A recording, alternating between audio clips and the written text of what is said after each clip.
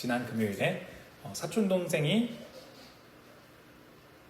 아이를 출산했다는 소식을, 아빠가 되었다는 소식을 어제 들었습니다. 그러니까 어제 들은 소식인데, 그 사촌 동생이 좀 재밌는 친구예요. 그래서 저희 어머니가 그 사촌 동생에게 제 딸 이음이 사진을 보내줬대요. 그랬더니 와, 승현이 형이다, 이렇게 대답을 했대요. 그리고 나서 밑에 줄에 내 딸 어떡해? 라고 답장을 했대요. 네, 아직 이해를 못하신 분 계신가요? 우리 딸 어떡해? 라고 답장을 했대요. 재밌죠? 다행히 건강하게, 산모도 아이도 건강하게 출산했다고 합니다. 그래서 진통을 9시간 했다고 해요. 초산이기도 했고 해서 9시간 진통을 하고 얼굴이 퉁퉁 부었지만 다행히 건강한 아이를 낳았다고 합니다. 얼마나 고생했겠습니까? 해산의 고통, 자녀들을 낳아보신 분들이야 다 아시겠지만, 남자들은 영원히 알 수 없는 고통이지만, 초산의 경우에는 20시간까지 진통을 하기도 한다고 해요. 거기까지 정상으로 본다고 합니다. 엄청난 시간인 거죠. 해산의 고통, 오늘 본문에도 해산의 고통이라는 단어가 나오는데, 해산의 고통은 인간이 느끼는 고통 중에 거의 상위권에 항상 있습니다. 근데 문제는 이 고통이 단번에 끝나지 않는다는 것입니다. 9시간 이상 20시간까지도 진통을 하는 고통이 이어진다는 것입니다. 오늘 본문의 주제 속에 이 해산의 고통을 은유로 사용했는데, 이 은유는 이 주제 속에 굉장히 중요한 의미를 담고 있습니다. 해산의 고통이 우리에게도 동일하게 주어지고 있기 때문입니다. 이 해산의 고통에 대해서 좀 기억하시고 같이 따라와 주시면 고맙겠습니다. 지난 주일에는 마태복음 11장을 통해서 하나님 나라가 힘을 떨치며 우리에게 임하였다라는 사실을 나눴습니다. 하나님의 나라는 이미 임했고, 그리스도께서 오시고 십자가 사역을 완성하심으로 말미암아 이미 우리 가운데 임했고, 그 나라는 힘을 떨치면서 우리의 삶을 뒤바꾸고 계십니다. 그 힘있는 나라가 우리 삶 가운데 힘있게, 능력있게 임한 건 알겠는데, 그렇다면 왜 우리의 삶에는 여전히 고통이 남아있는 것입니까? 해산의 고통 같은 육체적인 고통뿐만이 아니라 우리는 관계에서의 고통이나 또는 질병으로 인한, 어려운 삶으로 인한 고통이 우리 삶 가운데 남아있다는 것을 잘 알고 있습니다. 그래서 오늘 본문에 바울은 18절에 이렇게 말하고 있습니다. 현재 우리가 겪는 고난은 장차 우리에게 나타날 영광에 견주면 아무것도 아니라고 나는 생각합니다. 바울이 로마서를 쓸 때에는 예수님께서 부활 승천하시고 나서 한참 이후입니다. 수십 년이 흐른 시간이 지났는데도 불구하고 믿는 자들의 삶에는 여전히 고통이 남아 있습니다. 성경은 우리의 삶에 하나님의 나라가 이미 임했다고도 말하지만, 이미 임했다고 해서 우리 삶의 모든 고통이 사라졌다고 말하지도 않고 있습니다. 우리에게 여전히 남아있는 이 고통은 사실이기 때문입니다. 그래서 오늘 바울은 이 고통과 장차 우리에게 나타날 영광을 비교하며 저울 위에 올려놓습니다. 다행인 것은 이 고통, 지금 우리가 겪고 당하고 지나고 있는 이 고통이 장차 우리가 받게 될 영광과는 비교할 수 없을 만큼 견주어서 가치가 작다는 것을 우리가 알게 된다는 것입니다. 장차 우리에게 나타날 영광이라고 바울이 말하고 있는데, 장차 우리에게 나타날 영광이라는 것은 앞으로 이 영광이 우리에게 만들어질 것이라는 것이 아니라, 이 영광은 이미 우리에게 주어진 것입니다. 이미 이 주어진 영광이 마치 어떤 덮개로 덮여져 있는 것과도 같습니다. 그래서 이 덮개를 치워서 밝히 드러나게 할 때에 그 영광, 그 아름다움, 그것과는 지금 우리가 겪는 이 고통이 비교할 수 없다라는 것입니다. 문제는 이 고통이 우리뿐만이 아니다라는 것이죠. 19절에는 피조물은 하나님의 자녀들이 나타나기를 간절히 기다리고 있습니다 라고 이야기합니다. 피조 세계가 하나님의 자녀들이 나타나기를 기대하고 있다라고 이야기합니다. 그리고 20절에는 피조물이 허무에 굴복했지만 허무함에 피조물이 굴복했습니다. 그래서 모든 일들이 아름답게 귀결되지 않는 것들이 너무나도 많습니다. 우리의 고통뿐만 아니라 피조 세계도 고통 속에 있습니다. 그래서 21절에는 이렇게 말합니다. 그것은 곧 피조물도 썩어짐의 종살이에서 해방되어서 하나님의 자녀가 누릴 영광된 자유를 얻으리라는 것입니다. 피조물들도 이 썩어짐의 종살이에서 해방되기를 갈망하고 있습니다. 간절히 기다리다라는 단어는 원어적인 의미로서 보자면 머리를 앞으로 쭉 빼고 기다리는 것입니다. 그것이 어디에 있는지, 어디서 오는지, 언제 올지 기다리고 있는 피조물들의 기다림의 모습을 우리가 볼 수가 있습니다. 피조물들조차도 하나님의 자녀들이 나타나서 이 세상, 하나님께서 창조하신 이 모든 세계가 회복되기를 기다리고 있습니다. 문제는 그들도 신음하고 있다는 것입니다. 22절에 모든 피조물이 이제까지 함께 신음하며 함께 해산의 고통을 겪고 있다는 것을 우리가 안다라고 바울이 말하고 있습니다. 피조물들이 함께 신음하며 함께 해산의 고통을 감당하고 있습니다. 피조물들도 신음하고 있습니다. 여기서 신음하다라는 단어가 새 번역에서는 신음으로 번역되었지만 개역개정에서는 탄식하다라는 단어로 사용되었습니다. 그래서 22절에서도 탄식하며 그리고 23절에서도 우리도 속으로 탄식하고 있으며 라고 말하고 있고 26절에서도 성령께서 탄식하고 계신다라고 이야기하고 있습니다. 그러니까 피조물 그리고 하나님을 믿는 우리들 그리고 성령 하나님까지 모두가 탄식하고 있는 것입니다. 신음하고 있는 것입니다. 고통스러워하며 외치고 있습니다.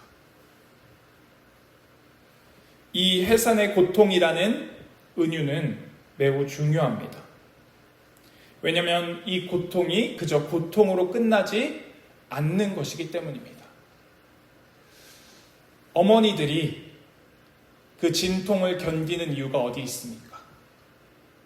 그 진통을 감내하는 이유가 어디에 있습니까? 그 진통 이후에 아이를 품에 안을 수 있기 때문입니다. 생명을 낳는 고통이기 때문입니다. 그러므로 피조물들도 해산의 고통을 겪고 있다는 것은 해산 이후에 얻게 될 또 다른 생명이 있다는 것입니다. 해산의 고통을 지나면 새로운 생명, 새로운 창조, 새로운 영광을 얻을 수 있습니다. 이것은 피조물에게만 국한된 것이 아닙니다. 우리 또한 피조물이기도 하고 우리 또한 신음하며 탄식하고 있기 때문에 우리에게도 동일하게 적용되는 은유입니다. 우리도 이 고통, 해산의 고통을 지나고 나서는 새 생명으로, 새 영광으로, 새 창조로 나아가게 될 것이기 때문입니다. 23절에 우리의 신음에 대해서, 우리의 고통에 대해서 이렇게 말합니다. 그뿐만 아니라 피조물이 신음하며 함께 해산의 고통을 겪는 것뿐만 아니라 첫 열매로서 성령을 받은 우리도 자녀로 삼아주실 것을 곧 우리 몸을 속량하여 주실 것을 고대하면서 속으로 신음하고 있다라고 바울이 말합니다. 여기서 첫 열매로서 성령을 받은 우리도 라고 바울이 말하고 있습니다. 성령을 받은 우리가 신음합니다. 탄식합니다. 우리 생에 어려움이 있고 고통과 고난이 있다는 것입니다. 하나님 나라가 이미 임했는데 우리의 생활이 우리가 원하는 대로 풀려지지 않고 있다라고 바울은 분명하게 이야기합니다. 첫 열매로서 성령을 받은 것. 첫 열매라는 것은 추수에 대한, 수확에 대한 보증인 것입니다. 첫 열매를 얻었다는 것은 이후에 이어질 수많은 열매들이 있다는 것입니다. 우리가 성령을 첫 열매로 받았습니다. 성령 하나님께서 첫 열매로 우리 가운데 임하셨습니다. 이미 임한 그 나라가 무엇인지를 성령을 통해서 맛볼 수 있습니다. 그러나 그 나라가 아직 완성되어지지 않았기 때문에 우리는 몸의 속량을 기다리고 속으로 신음하고 있습니다. 바울은 여기서 몸의 속량을 이야기합니다. 속량은 값을 주고 산다는 것인데 하나님께서 우리의 영혼만을 속량하시지 않으시고 몸의 속량이라고 바울이 분명하게 이야기합니다. 그러니 우리의 부활은 분명히 몸으로서 다시 살아나는 부활이 될 것입니다. 그리고 나서 바울은 우리도 자녀로 삼아주실 것을 고대하고 있다라고 이야기하고 있는데 우리는 하나님의 자녀가 되었다라고 로마서 8장에 분명히 바울이 먼저 이야기했습니다. 8장 15절에 바울은 이렇게 이야기합니다.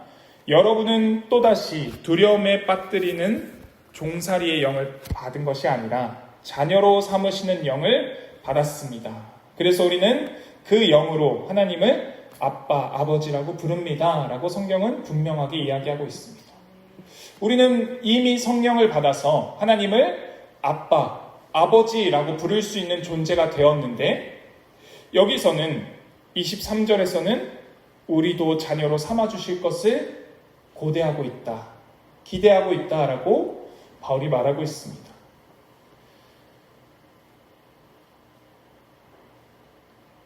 하나님께서는 우리를 이미 자녀 삼아주셨지만 우리가 하나님의 자녀된 것이 완전하게 드러나고 있지는 않습니다. 하나님의 나라가 임한 것이 이것과도 같습니다. 하나님의 나라는 이미 임했지만 그 나라의 통치가 완전하게 이루어지고 있지는 않다는 것입니다. 그래서 바울은 이 소망으로 우리가 구원을 얻었다라고 이야기합니다. 24절, 25절에 우리는 이 소망으로 구원을 얻었습니다. 눈에 보이는 소망은 소망이 아닙니다. 보이는 것을 누가 바라겠습니까? 그러나 우리가 보이지 않는 것을 바라면 참으면서 기다려야 합니다.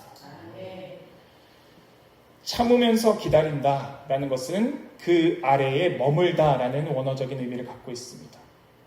그 소망 안에 머무는 것, 혹은 그 고난 속에 머무는 것이 되기도 합니다. 이 소망, 하나님께서 우리를 자녀 삼아 주실 것이고 몸의 부활로서 우리에게 새 생명을 주실 그 소망을 가지고서 우리가 기다리는 것입니다. 우리의 소망은 눈에 보이는 것으로 나타나지 않는다라고 바울이 이야기합니다. 눈에 보이는 것은 일시적입니다. 눈에 보이는 것은 한계를 가집니다. 그러나 그것이 아니라 영원한 것으로서 하나님께서 우리에게 약속하시고 그 자리로 우리를 부르고 계시다라고 바울이 이야기합니다. 그렇기 때문에 우리는 고난 속에서 기도의 자리로 나아가야 합니다. 문제는 고난 속에서 기도한다는 것이 쉽지 않다는 것입니다. 또 다른 문제는 우리가 약하다는 것입니다. 26절에 이와 같이 성령께서도 우리의 약함을 도와주십니다. 라고 바울은 이야기합니다. 우리가 약하다는 것이 어떤 감정적인 것 혹은 육체적인 것으로 한정된 것이 아닙니다. 우리가 약하다는 것은 인간 실존적인 것입니다. 우리는 우리에게 무엇이 필요한지조차도 알지 못합니다. 원하는 것은 있지만 그것이 정녕 우리에게 필요한 것인지, 진실로 그것이 우리에게 있어야 하는 것인지도 분별하지 못할 때가 너무나도 많습니다. 우리의 약함은 우리에게 무엇이 필요한지 모른다는 데 있습니다. 우리에게 진정 필요한 것은 참된 구원, 참된 생명이신 그리스도이십니다. 우리에게 진정으로 필요한 것은 우리를 생명으로 창조하신 하나님이십니다. 그러나 우리는 그분이 필요하다는 사실조차 망각하고 살 때가 더 많습니다. 그래서 성령께서 우리의 약함을 도와주고 계신다라고 성경은 말하고 있습니다. 성령께서 친히 이루 말할 수 없는 탄식으로 우리를 위해서 대신 간구하여 주고 계십니다. 성령 하나님께서 우리를 대신하여서 간구하신다는 것이 우리가 기도를 안 해도 그저 대신 모든 것을 다 하나님께 아랜다 이런 의미가 아닙니다. 여기서 도와주다라는 것의 원어적인 의미를 좀 직역하자면 이런 의미입니다. 함께 맞은편에서 붙잡아준다라는 의미입니다. 성령 하나님께서 함께 맞은편에서 우리를 붙잡아 주십니다. 이것은 이런 의미입니다. 우리가 기도할 수 없을 만큼 낭망하고 고난 속에, 고통 속에 있을 때, 어려움 속에 있을 때 우리가 기도의 자리로 나아가는 그 순간 성령께서 우리를 도우신다는 것입니다. 성령 하나님은 우리가 아무것도 안 하고 다 내려놓고 무너져 있을 때 도우시기도 하시지만 이 기도를 도우신다는 것은 우리가 기도할 수 없는 와중에도 기도의 자리로 나가서 성령 하나님의 도우심을 구할 때 그때 성령 하나님께서 우리와 함께 맞은편에서 우리의 기도를 붙들어 주시는 것입니다. 그러니 우리는 기도의 자리를 사모해야 합니다. 기도의 자리로 나아가야 합니다. 내가 어떻게 할 수 없는 고난 속에서, 어려움 속에서 내가 나를 바꿀 수 없는 나의 약함을 본 순간에 우리는 기도의 자리로 나아가 성령 하나님의 도우심을 구해야 한다는 것입니다.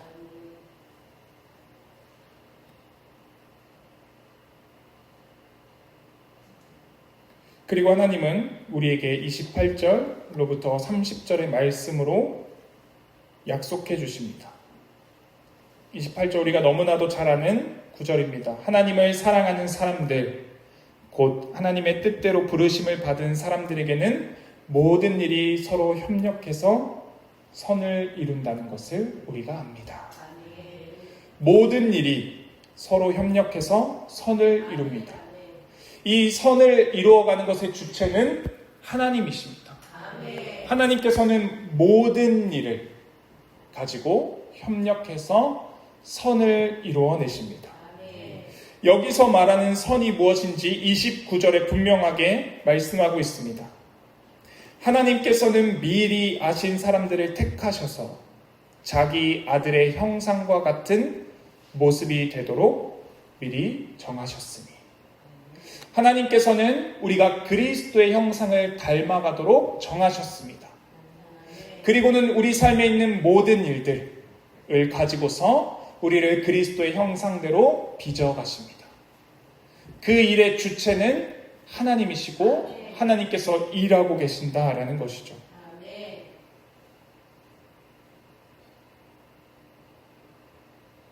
그리고 나서 30절에 하나님은 이렇게 말씀하십니다. 그리하여 하나님께서는 이미 정하신 사람들을 부르시고 또한 부르신 사람들을 의롭게 하시고 의롭게 하신 사람들을 또한 영화롭게 하셨습니다. 하나님께서 우리를 영화롭게 하셨다라고 바울이 과거 시제로 우리에게 이야기하고 있습니다. 우리가 영화롭게 될 것이 아니라 영광스럽게 될 것이 아니라 하나님은 우리를 이미 영광스럽게 영화롭게 창조하셨습니다. 감추어졌던 그것이 드러나게 될 것입니다. 그때에 지금의 고난과 장차 우리에게 올 영광, 장차 우리에게 드러날 영광, 이 비교할 수 없는 것임을 우리가 직접 보게 될 것입니다. 지금은 우리가 이것을 다 볼 수 없습니다. 지금은 우리가 이것을 다 알 수도 없습니다. 그래서 우리는 탄식하고 해산의 고통 속에 있습니다.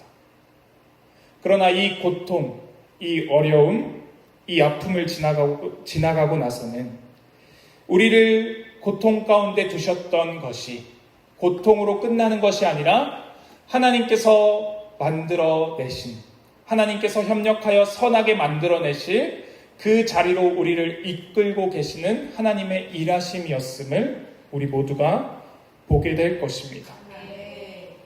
이것은 이미 임한 하나님의 나라를 우리가 누리고 살지만, 그 나라를 기쁨으로 살지만 때로는 고통과 어려움이 있는 이유입니다. 그 나라가 완성될 날을 우리가 기다리고 있기 때문입니다. 오늘 본문이 18절부터 시작됐는데 본문 바로 위에는 17절에 이런 말씀이 있습니다. 자녀이면 상속자이기도 합니다.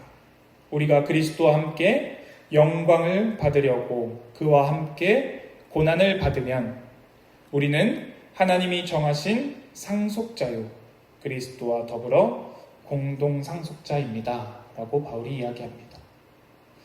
그리스도는 하나님 나라의 최우선 순위의 상속자이십니다. 하나님 나라를 온전히 상속하시는 주권을 가지신 분이십니다. 그분과 더불어서 우리가 공동 상속자가 된다라고 성경은 말하고 있습니다. 그분과 함께 우리가 다스릴 것이다 라고 성경이 이야기하고 있습니다. 우리가 하나님 나라의 상속자가 이미 되었습니다. 그러나 그 나라가 온전히 아직 임하지 않았습니다. 그러니 바울이 말한 것처럼 그리스도와 함께 영광을 받으려고 그와 함께 고난을 받아야 한다는 것입니다. 우리는 고난이 사라졌으면 좋겠고 고난이 없이 기쁨만 있으면 좋겠다고 생각합니다. 그러나 해산의 고통이 없이 자녀를 출산할 수는 없는 노릇입니다. 우리 삶 속에 하나님께서 허락하신 이 모든 어려움, 고난, 혹은 나에게 묶어주신 사람들, 관계들 속에서 우리가 고난을 지나 생명으로 나아가게 될 것입니다. 고난을 지나 새 생명으로, 새 창조로, 새로운 영광으로 우리를 부르고 계십니다. 그러나 우리는 오늘을 살고 있기 때문에 이것이 다 보이지 않습니다. 그래서 바울이 분명하게 이야기합니다. 그 아래서 버텨야 한다고. 우리는 참고 인내해야 합니다. 보이지 않는 것을 소망으로서 가지고 있기 때문입니다. 그 소망을 붙들고 오늘을 견디고 오늘의 자리를 지켜내야 합니다. 이 자리를 지나고 나서는 하나님께서 우리를 영화롭게 하셨음이 무엇인지를 밝히 보게 될 것입니다. 그 나라를 온전히 누리게 될 것입니다. 그 나라에서는 더 이상의 슬픔도, 더 이상의 애통도, 더 이상의 고통도 없을 것입니다. 그리스도께서도 고난을 지나서, 죽음을 지나서 부활로서 부활의 첫 열매가 되셨듯이 우리 또한 고난과 죽음 같은 것들을 지나야 합니다. 그 자리가 이해되지 않는 때에 우리는 하나님께서 일하신다, 하나님께서 합력하여 선을 이루신다, 하나님께서 이 모든 고난, 고통을 통하여서 나를 그리스도를 닮아가게 하실 것이다, 그리스도의 형상이 내 안에 만들어지게 할 것이다 라는 믿음으로 바라보아야 합니다. 그렇게 이 고난을 지나고 나면 우리를 영화롭게 하셨음을 밝히 보게 될 것입니다. 하나님은 이미 우리를 영화로운 존재로, 영광스러운 존재로 부르셨습니다. 그러니 그 믿음 속에서 지금 오늘을 사는 우리가 되어야 합니다. 오늘을 산다는 것은 이미 임한 하나님의 나라를 살지만 그러나 이것으로는 아직 부족하다는 것을 아는 것입니다. 완성될 그 나라가 있음을 아는 것입니다. 우리가 이 땅에서 하나님의 나라가 더 왕성히 전파되도록, 더 하나님의 나라가 확장되도록 순종하고 일하고 우리 풍성한 삶에서 다루는 그 네 가지의 관계가 온전히 회복되기를 노력하지만 그 속에서도 여전히 깨져 있고 회복되지 않는 것을 만날 때에, 그때에 우리가 해야 될 것은 온전하게 임할 그 나라를 기다리는 것입니다. 그 나라는 우리 가운데 온전히 완성될 것입니다. 그때 그리스도와 더불어 공동 상속자임이 드러날 것이고 그리스도와 함께 다스리는 자가 될 것입니다. 그 소망을 가지고 오늘을 버티고 때로는 견뎌서 하나님의 나라가 우리에게 완전히 임하는 그 날에 하나님의 칭찬을 듣는 우리 모두가 되기를 바랍니다. 기도드리겠습니다.